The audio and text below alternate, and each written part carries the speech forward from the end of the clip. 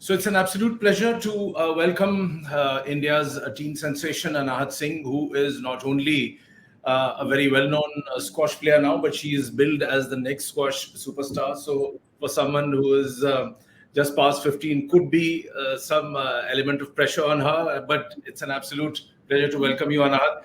What are your thoughts on all this talk around you that you're the next big star of India? Does it urge you on? Does it bother you? Is there some kind of worry for you? At some points, it does get a bit overwhelming that a lot of the pressure is on me, and everyone's saying that I'll be the future of Indian squash. And I mean, it does get a bit nerve wracking at some points, but I mean, I love playing the sport, and I'm always going to play it in the future. So it would always be really great to bring someone into the country and bring some medals for the country. Anath, recently I spoke at length with India's legendary squash player and your friend and mentor Saurabh Ghoshal. And when I asked him a question about the young breed of players coming up, he mentioned you in particular. And he said that Anahat has this amazing mental strength, and someone like me learns a lot from her. My question to you is that where does this mental strength come from? Have you worked on it? Is there a team, or it's just you? It's not that I worked on it specifically, but I've always been really into sports and I've always been really competitive about everything. Even if not only about squash, everything I do in general, I'm really competitive and I always want to win or be the best at it. So I think it just comes to me naturally and that I really love doing well and performing in what I'm doing. Has Saurav given you some tips on how to improve your gameplay?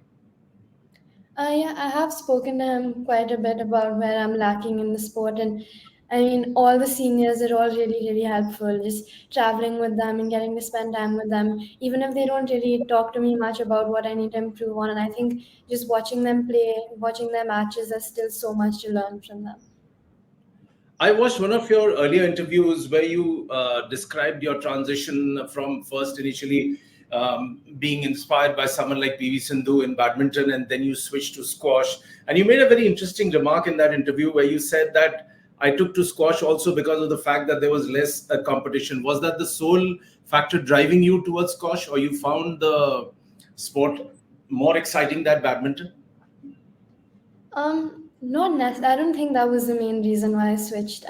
I just really love playing squash. I mean, it was hard for me to decide which of the two I would want to play because I really love playing both the sports. And I think it was just because I really enjoyed playing squash and I was just doing really well. And I think I don't know. I think I just enjoyed it more than I did with badminton, so I just picked it up more professionally. Can you talk us through the coaches that you've been through and your current coach, if I can pronounce his name correctly, is Stefan Galifi, former top 20 player based in Mumbai. So you've said that he's been helping you a lot. So, and earlier there were a couple of other coaches. Can you explain to us what your journey was like?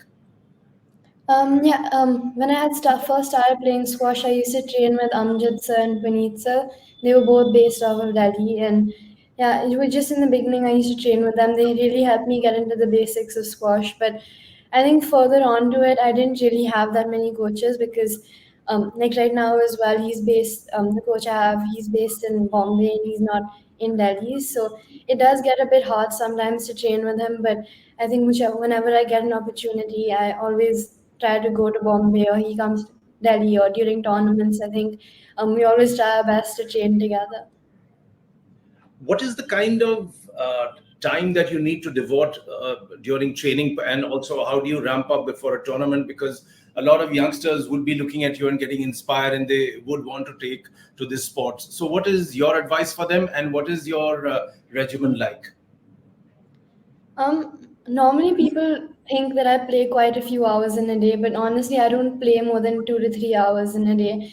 I think, and even before tournaments, I just try to stick to my normal regime and don't really change it up too much. I think, yeah, I don't really play that much. Otherwise, I think if you get overburnt or anything like that, so I just like to stick to 2 to 3 hours in a day where I like put in as much effort as I can into playing well, and yeah, nothing more than that.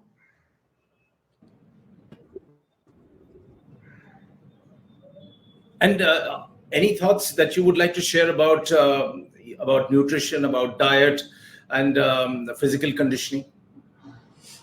I don't think I'm the right person to say this because I don't really follow my diet exactly how I'm supposed to. But I mean, I try to eat as healthy as I possibly can, but I mean, I don't just restrict myself that much either.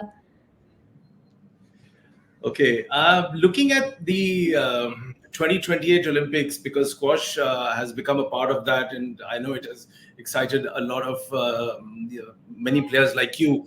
So, what would your target be like? And when we are talking about the new crop of Indian players, we saw you playing with Abhay and the others. So then. Can India hope for a podium finish? Is there any chance of making it to a gold or a silver? I mean, yeah, definitely. Like everyone's really improving, like especially in the past few years. And squash has become a really popular sport in India, and day by day it's getting even more popular. And I think, I mean, this like the fact that it's come in the Olympics, I think it's a really, really good thing for the sport. And there's a lot of really good players from India, and I think by the time in 2028, there's still 5 years from now. So I think everyone's now that it's in the Olympics, everyone's really excited to that, and I think everyone's going to be training towards that. And I mean, I think everyone's really going to put in as much as effort as they can to get a medal in the Olympics. I mean, that's the dream for every athlete. Anath, what has been your toughest challenge so far? Any particular match you remember? Any particular opponent or rival you remember that beating so and so was the toughest? Someone who really pushed you hard?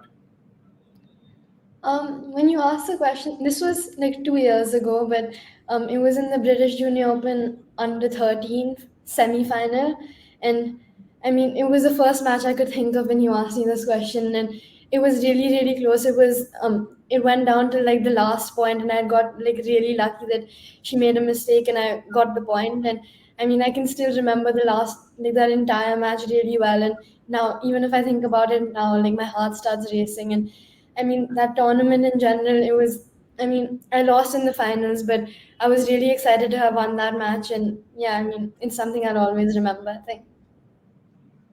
Would you would you explain to us why Egypt is one of those places which is such a hub for squash? And some of the stats that I have, it says that Noor El Sherbini from Egypt, who's the current world number one, had already won the world championship by 20, is now on her way to winning a sixth title. And besides, almost all the world's top 10 players in the men's and women's sections are Egyptian.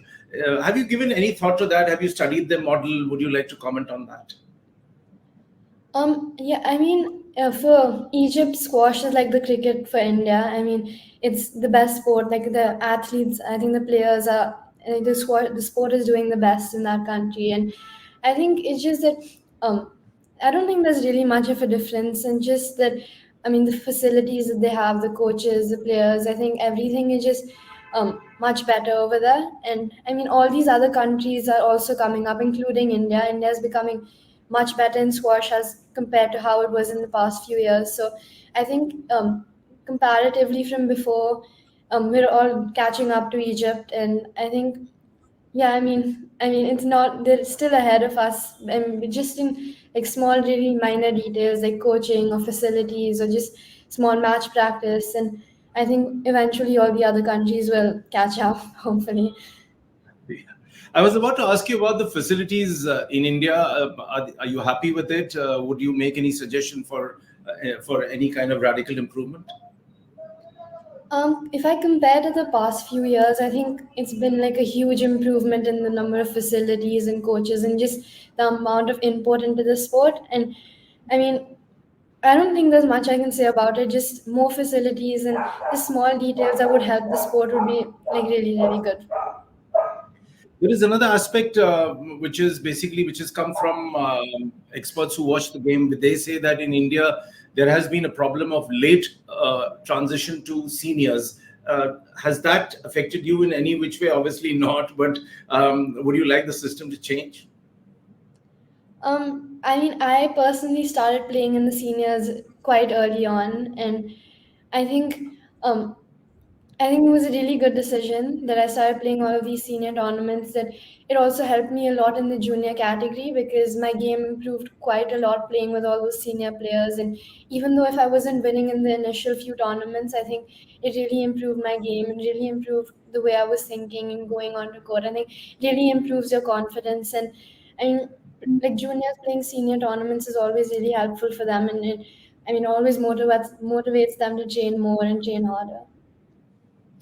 Anat, my last question to you would be more to understand from your experience that you played a lot overseas, and particularly in Hangzhou, you were noticed a lot, and there was a lot of media coverage around you. What was your personal experience at the Asian Games, being in China, interacting with all these other players, playing against the Pakistanis, which was also talked about?